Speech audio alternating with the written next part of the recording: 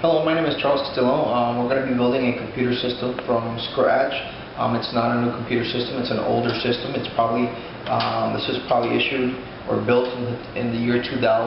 It's a Pentium 4. This is a research project for the COP class 3643 microcomputers or organizations. Okay, as I said, we're going to be building this computer system. We pulled it apart earlier and kind of dusted it off because it was pretty dusty. But we're going to start by putting in the power supply. Just so you know, this computer system has a form factor of a micro ATX, although the case itself fits an ATX motherboard. Okay. So we're going to start with, and if you focus over here, look at the computer system. As you can see, it's empty. This is an old gateway computer system. Okay, it came with the USB ports up front, and these are the cables for it to turn on, which is the cable to turn on, which will, when we put the face on, you'll see exactly where it goes. And this is a cable for the USB connections that are up front. Okay, so we're going to take this and we're going to put it right down here, facing the back side and the front side. Okay, first thing that we're going to do is we're going to put in the power supply. Okay, the power supply is this one peaks at 300 watts and is one that came with the system. So we're going to make sure that we have it. We put it in right. Okay, we bring it in through here. We set it in. We push it over, and we screw it in. Okay. Make sure that we have the right. These are Phillips heads, so I'll use the Phillips head. I like to use the extender there. Okay. So if you come over this way, you'll notice that we have two screws that we're going to be placing in to make sure that it's fastened. Okay. So let's look at that.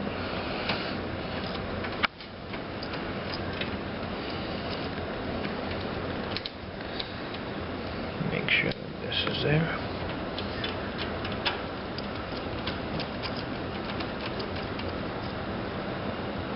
It's tight enough. And the next one. It's right there.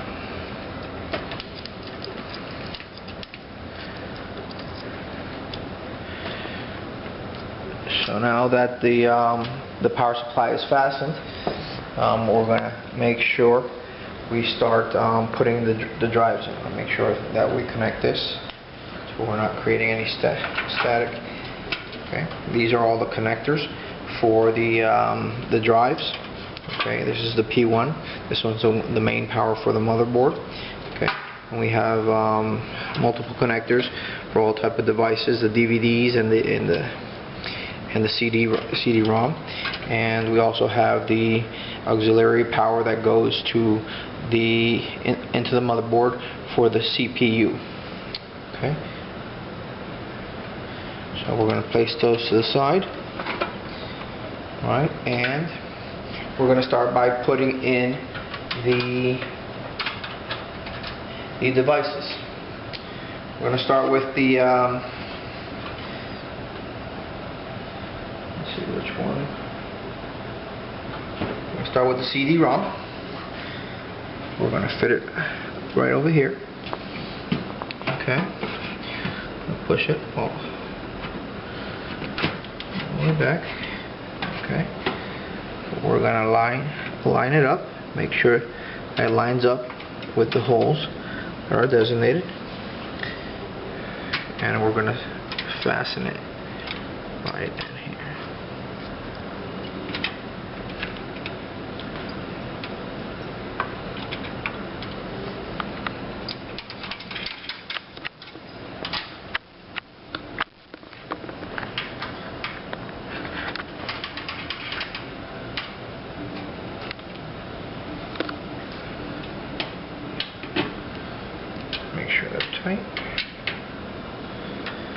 place.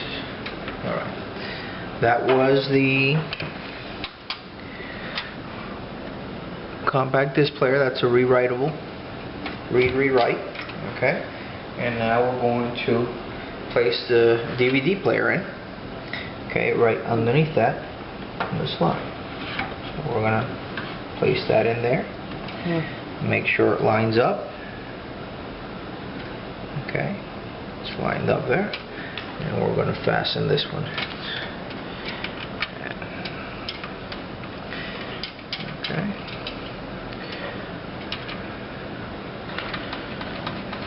As you can see.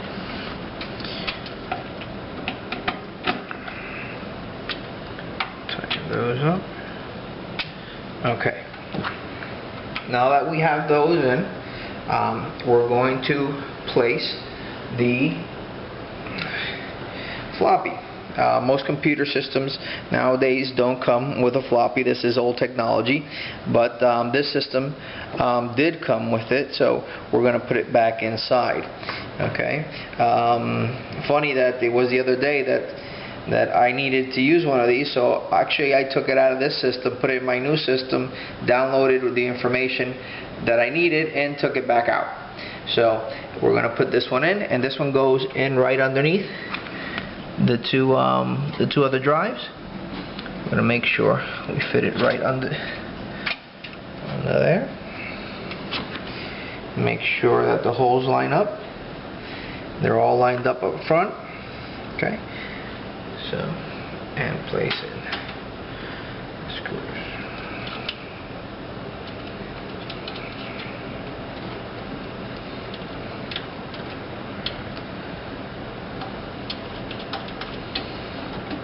All right.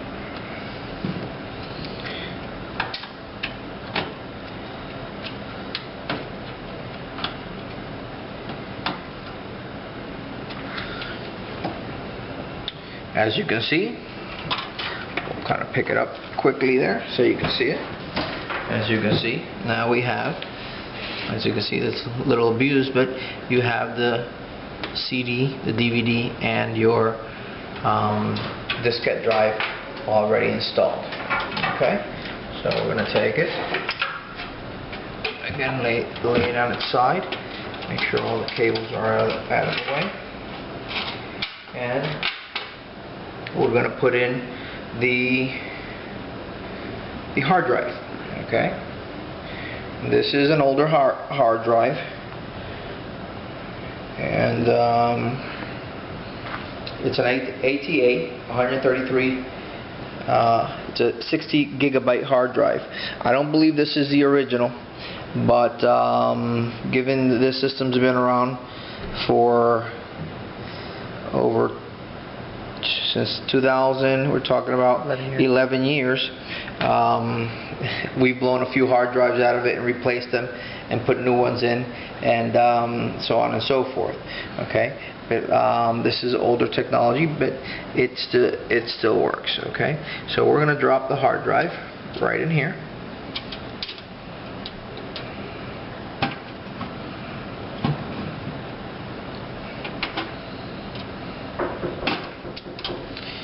And we're going to lock it in place. If you could look on the other side over here, see these locks? They're put in place.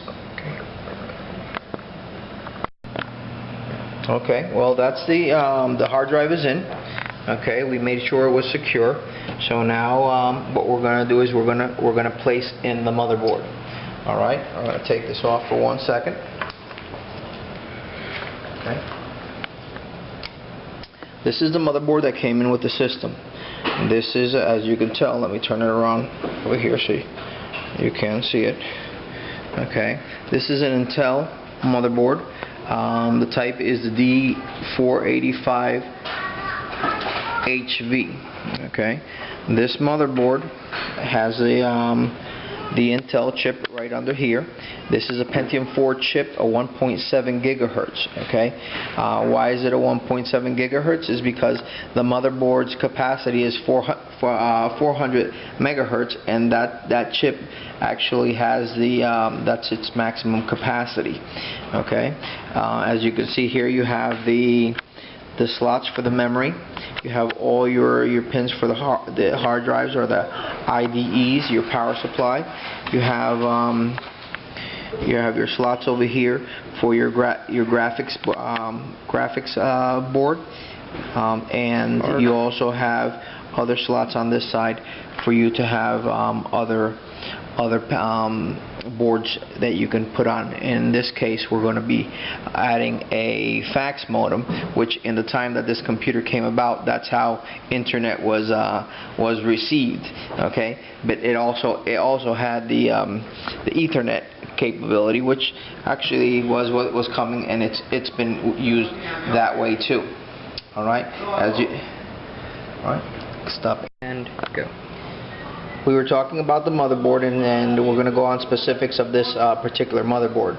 Okay, the form factor for this motherboard is, this is a micro ATX. This is a 9.6 inches by 9.6 inches, so it's a perfect square, as you can tell. Okay, it supports the Pentium 4 processor, and the sockets that it uses is the MPGA 478. And like I said before, the maximum megahertz that it has is 400 for the system bus. Okay, it takes 3 memory sticks. Okay, and they're 168 pin SDRAM dual inside memory modules of 133 apiece. Okay, it supports the maximum it can hold is 3 gigabytes. Alright, the chipset is Intel 485 chipset, and it has the memory controller hub, it has the I/O controller hub, and it also has a 4 megabit fireware hub. Alright, so to look at some of the things that it has, the audio code is right over here. And some of these things are small, so it's kind of hard to point out. The AGP connector, where your video card goes in, is right over here. We have the back panel, okay, that it has for the audios, the ins, the outs, and the auxiliary. You have the Cat 5 for your internet. You have 2 more USB ports. You have the parallel port for for a printer.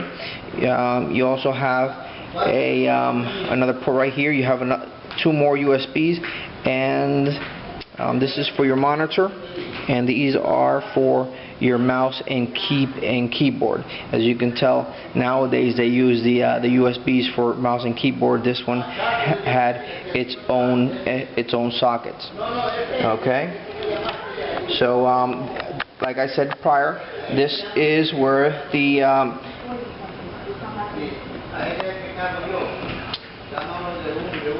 processor is under. Okay. We have the memory. We have the 20-pin connector for the power supply for the motherboard. We have the connector for the floppy. We have the connector for the primary hard drive, and the connector for the secondary, or better yet, this is where you're going to connect the DVD, the CD-ROM, and okay, so that's what the motherboard is about. And this is a fan that came on there. I took it off because it was a little dusty. All right, so I'll be installing this onto the top of the chip, okay, the CPU, to keep it cool. All right, so let's drop the motherboard into the computer system now.